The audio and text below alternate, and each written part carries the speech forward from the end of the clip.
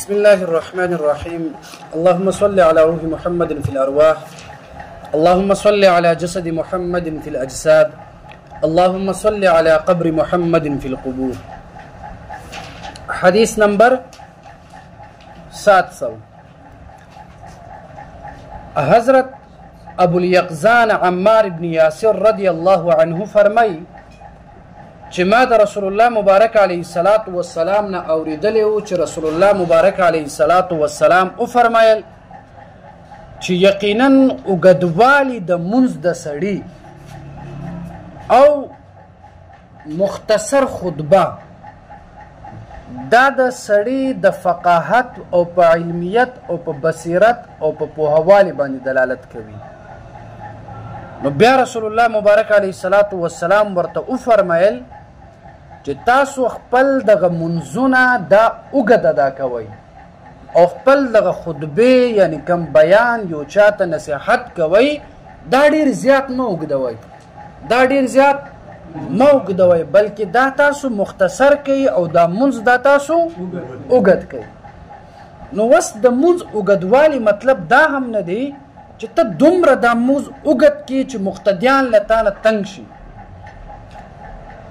صحابه رسول الله مبارک علیه الصلاۃ والسلام ته راغلي و د دې دپاره د خپل امام په باره کې شکایت وکړله چې یا رسول الله مبارک علیه الصلاۃ والسلام دا فلان کې صحابي زمونږ امام دی او دی دا منځ ډېر زیات اوږد کوي.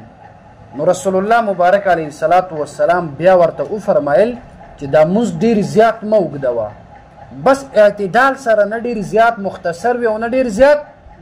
نو دلته چې دا راغلی ده چې دا منځ رسول الله وفرمایل چې تاسو خپل دا منځونه څه وکئ اوږد په معنا مناسب وکئ، ډېر زیات مه مختصر کوئ. بل دا ده چې ګوره بعض کس داسې وي چې هغه لکه زمونږ د مدرسې دا طالبان دیو داسې منځونه کوي که نه چې هغه د منځ توهین وي. حقیقت دا دی کم از کم دا عبادت دا سړی سم وکړي. شیخ زکریا رحمه الله په فضایل اعمال کې یو روایت نقل کړی ده چې کله یو انسان دا منځ دا رکوع دا سم نه ادا کوي، رکوع نه لا پاسېدلی نه دی واپس سجدې ته لاړ شي، یو سجدې نه پاسېدلی نه واپس دویم سجدې ته لاړ شي، نو دی چې کله دا منځ وکړي وایي دا منځ او دا نیک اعمال چې دي که نه دا خو بر اسمان ته خیږي.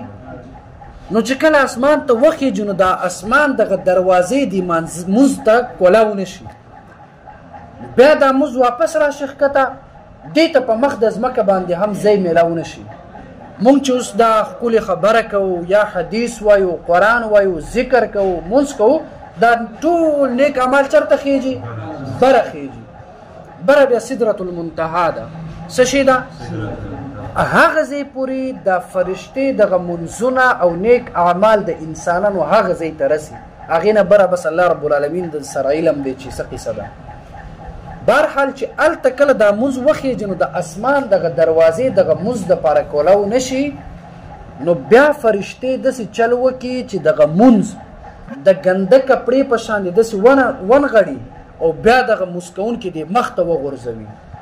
بیا دغه منځ دا بددعایي کوي د منځ کوونکي ته چې الله تعالی دې داسې رسوا که، الله دې داسې ذلیله که، الله تعالی دې داسې نیمګړې که څنګه چې تا زه نیمګړې کړم. نو زمونږ دا ژوند کې برکت دا ولې نشته؟ زمونږ منځونه مونږ ته خیرې کوي. نو چې کله زما او ستا خپل منځ تا ته خیرې کوي نو مونږ په ژوند کې خوشحالي ومومو، مونږ به کامیاب کیږو، زمونږ په دغه زړونو کې به نورانیت پیدا کیږي. بله خبره عوام پرېږده، زمونږ په مولیانو کې دا غیبت، دا بهتان، دا الزام تراشي، دا فضول خبرې دا څومره زیاتې دي نه. دو کسان چېرته کښېنو مونږ فضول خبرې کوو. رسول الله مبارک علیه الصلاۃ والسلام فرمایي من حسن الاسلام المرء ترکه ما لا یعنی. تاسو کې بهترین انسان په مخ د ځمکه باندې هغه دی، اسلام پسند انسان هغه دی چې هغه فضول خبرې پرېږدي. د کم خبرې دنیاوي او اخروي فایده نه وي دا خبرې د سړی پرېږدي. قرآن کې الله فرمایي که نه ان الصلاة تنهى عن الفحشاء. دا مونځ دا انسان د ګناهونو نه منع کوي. نن چې ما او تا دغه مونځ هم کوو بیا ما او تا ګناه هم کوو نو معلومه دا شو چې زمونږ دا منځونه دا ټیک نه دي.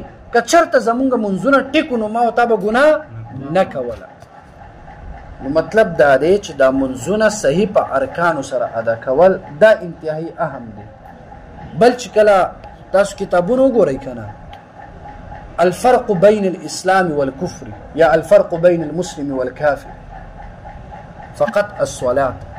د مسلمان او د کفر په مابین کې فرق صرف او صرف دا څه شی ده؟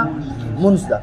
حتی امام احمد بن حنبل رحمه الله هغه فرمایي که یو انسان قصدن عمدن مس پرېښوستله په هوش حواس کې دې مس پرېښوستله وی نه کو دا کس هم کافر کیږي هم ښځه ورباندې طلاقه کیږي. پوهېږي که نه؟ او د اسلام د ټولو نه اولنی حکم څه شي ده؟ مونځ ده.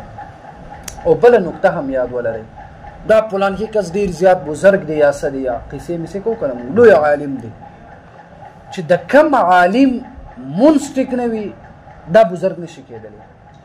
اصل چې څه شی ده؟ مونځ ده.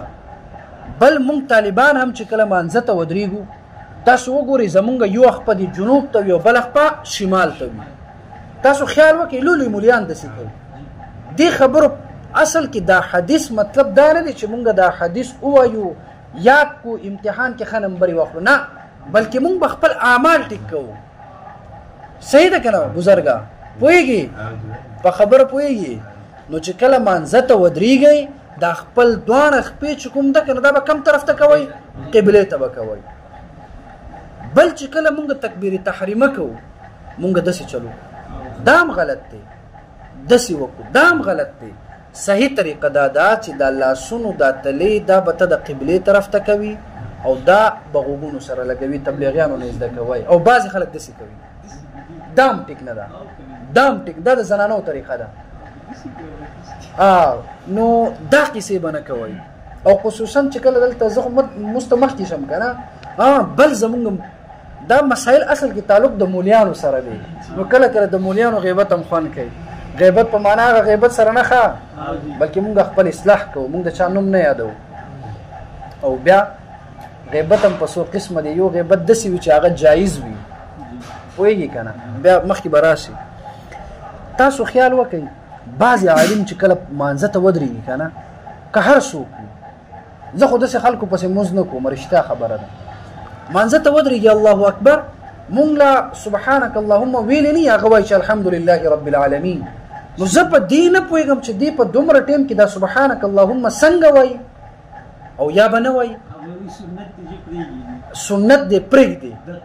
او رسول الله فرمایي فمن رغب عن سنتي فلیس مني. که چا زما سنت ته مخ واړوله وی نه کړله دا زمانه نه دی. پوهېږئ که نه؟ او زمونږ مولیان داسې وایي چې النکاح من سنتي فمن رغب عن سنتي فلیس مني. صحیح ده که نه؟ نو دا فمن رغب عن سنتي دا د نکاح په باره کې نه دی. دا النکاح من سنتي دا ځان له حدیث دی او دا فمن رغب عن سنتي فلیس مني دا ځان له یو حدیث دی. نو اوس دا سنه سبحانک اللهم ویل دا سنت دی که نه دی؟ ته چې بار بار دا سنت پرېږدي دا خو ګناه ده که نه؟ نو چې کله امام ګناه کوي نو د مقتدیانو بلا څه حال وي؟ بلکل پاتې. نو دې خبرو ته به اهتمام کې مه کوئ. داسې مولیانو پسې منځونه مه کوئ. زمونږ اعمال ټیک نه دی. زه په خپله ډېر ګناهګار یم خو مونځ کې لږ احتیاط کوم. هر چا پسې زه مونځ نه کوم. بل دا ده چې کله دا امام نه دی دی وایي سمع الله لمن حمیده نو تا به ربنا ولک الحمد ویلی نه وي هغه ظالم سجدې ته رسېدلی وي. حالان کې سنت دا ده چې څنګه په مقتدي باندې ربنا ولک الحمد ویل لازم ده سنت دی. داسې به امام چې کله سمع الله لمن ووایي امام دپاره هم لازم ده چې دی به ربنا. نو هغه تاسو وګورئ امامان اکثر هغه سمع الله لمن حمیده ووایي چې څنګه دا ختم شو ډایرکټ وایي الله اکبر. نو دا ټیک نه ده. ورته ووایه په خاموشي سره دا هم ده.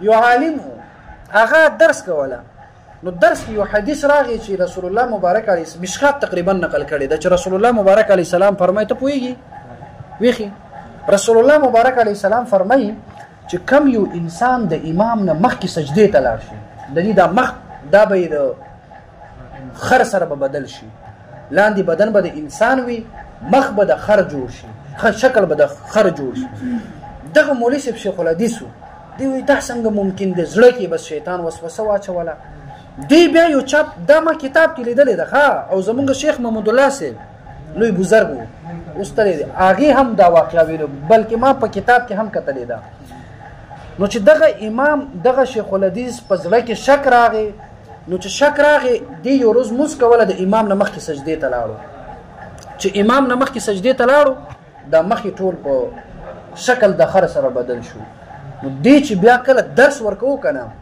نو ځان له به پرده لګولی او درس به یې ورکوو نو ډېر زیات قابل و طالبانو وی چې دا زموږ استاز دومره قابل دی او زموږ تمنا ده خواهش ده چې موږ خپل دا استاز ووینو ډېرې مجبور کو استاز ته چې خپل دا مخ موږ ته وښایه نو استاز ورته بس مجبورا دا قصه بیان کو بیا دغه ټول طالبانو د الله په دربار کې جړاګانې وکړله استاز بیا د الله په دربار کې جړاګانې وکړله بیا دغه مخ صحیح شو او دلته چې موږ مونځ کوو اکثر زه چې کله مونځ کوم که نه دلته زه یم سمع الله لمن حمده ته خو یې که نه مونځ کې نو زه لا ربنا ولک الحمد مې ویلې نه وي طالبان ټول سجدې ته تللی نو د دې خبرو به څه کوو خیال به ساتو دا د دینو حکم دی ښه بهرحال حدیث ته وګورئ وعن ابي اليقظان حضرت ابو اليقظان عمار بن یاسر رضی الله عنه فرمایي چې سمعت رسول الله صلی الله علیه وسلم ما اوریدلی دی د محمد رسول الله صلی الله علیه وسلم نه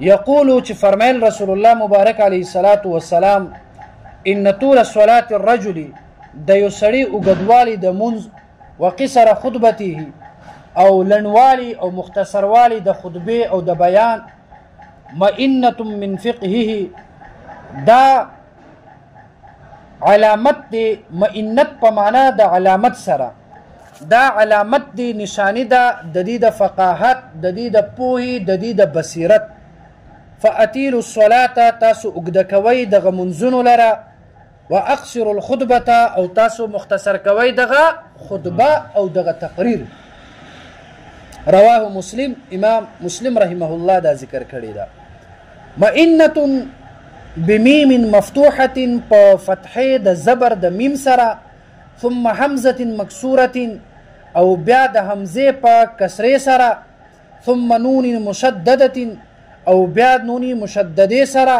ای دا په معنا د سر راځي علامة دا یو علامت ته دالة علی فقهه چې دلالت کوي د دې په پوهه او د دې په بصیرت او په علمیت او په پوهه